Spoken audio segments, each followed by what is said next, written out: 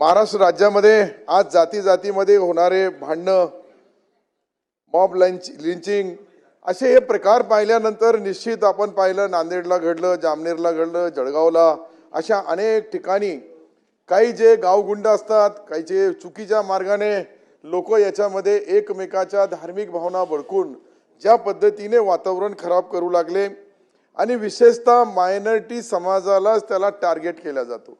आमच्या सिल्लोडमध्ये पाहिलं तर कोणी म्हणतो बांगलादेशी आहे, कोणी म्हणतो कुठलचे आहे। अरे आम्ही म्हणतो बांगलादेशी असेल तर जरूर त्यांच्यावर कडक कारवाई करा, परंतु जे आपल्या देशाचे लोक आहे यांच्या विरुद्ध अशाच पद्धतीने वागल्यानंतर काय भावना होईल याच्याकडे विशेष लक्ष देणं फार जरुरी आहे।